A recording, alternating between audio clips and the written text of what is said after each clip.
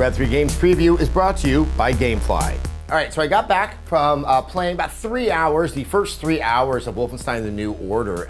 This is obviously reboot, reimagining, reformulation of the very classic franchise that dates all the way back to the Apple systems, Apple computers, what am I saying? And it's probably best known for Wolfenstein 3D, which introduced the world to the first-person shooter. You return as B.J. Blazkowicz, the U.S. Marine who's hardened and hefty and angry, and obviously with not much hair on his head. I don't actually identify with him whatsoever. It takes place in the beginning in 1946, so you're on a plane. Suddenly the Germans show up with their planes, but their planes are very sophisticated in the technology. You guys are crashing into the ocean, you're landing on an island that has large mechs and robot dogs. You're rappelling up the side of a big building. It's very clear that somehow the Nazis have appropriated some very sophisticated technology, and they have the edge in this war that has clearly gone on further than it did in actual history.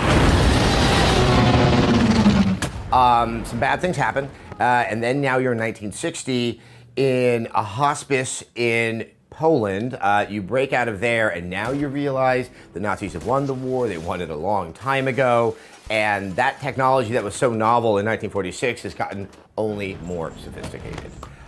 It's an interesting premise, but the presentation is what probably makes this game more interesting. It's using id Tech 5, and they really are trying to get a lot of narrative into it. This is not kind of the cartoonish Blazkowicz of Wolfenstein 3D. This is something they're trying to draw more of a character out of it. I mean, it's a very pulpy story, but there's a sense of very serious drama that's underpinning the entire affair.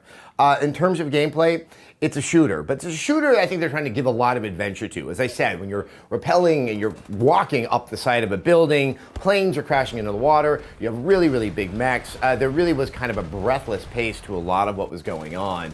And that probably is going to help carry this game and move it past sort of the traditional corridor shooter, which many people would associate with the Wolfenstein franchise. The shooting itself is quite satisfying. I am not an expert with my old eyes on what the frame rate was, but it was very smooth, and I would assume it's close, if not at like 60 frames a second. It was just that sense of just kind of swooping around, locking on, getting a bead. It really is that kind of core essential satisfaction of cause and effect that is at the heart of any shooter out there. The weapons, once you get to 1960, the weapons get really satisfying. They're guns, but they do kind of short burst fire, and there's a real sense of heft, and I really kind of enjoyed swapping them and getting to try out the different ones, and then, hopefully picking up something new that just had that oomph behind it. Now, the areas in which you're fighting, they are trying to get away from the corridor shooter. You tend to find some open areas that have different paths that you can use to sort of hide, and actually there's stealth that's available in this game. But the problem I noticed in many instances is once I had killed everybody, I didn't know how to get out. It doesn't seem to have enough of a system to kind of notice that you're dithering and you're lost and confused and say, hey, go over here. Let's try to advance the game. On the whole, the game performed well. It's still in beta, and so there would be hiccups here and there. I think one of the key things I hope happens is that the transitions from the gameplay to the cutscene aren't as jarring as they came across. For an odd reason, the cutscenes themselves are in letterbox, and going from the full screen, obviously a first-person gameplay, into that was something that my eyes just never really accustomed to, and I had it was a sense of shock every time that happened. But at the end of the day, it wasn't enough to know if this game can really sustain itself for what I assume would be a 10 to 12 hour experience, but it was nice to get back and kind of play just a shooter. Probably not since Crisis 3 of last year have I played a game like that. That wasn't my favorite game of 2013, to be honest. But there is, I think, a place for a story-driven first-person shooter, and Wolfenstein right now looks to be the one coming up the soonest that can fit the bill. There's just one thing that I cannot get out of my head, and this is more of a personal issue. Obviously, it takes place in kind of a cartoonish alternate reality of World War II, but there are elements of the game that just play upon that lurid fascination with Nazi doctors. And it's something that, for time immemorial, has always made me feel a little queasy. Obviously, there were some horrible things that were done by the Nazis under the guise of science.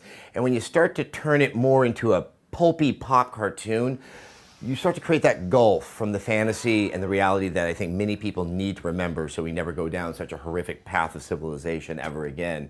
It's an element of the game I wish wasn't there, and it was something that when it did emerge, and it actually resulted in something that was fundamentally a Sophie's choice, it really kind of sucked the fun out of the game for me. I'm hoping that the game just gets sillier and sillier as it goes on, and you don't have that kind of unpleasant sense that you're exploiting what still for many families, and mine included, is something that's very tough to try to reconcile. But having said that, it's a game that I'm hoping to see more of. I think it needs a little bit of tinkering, but hey, it's a shooter.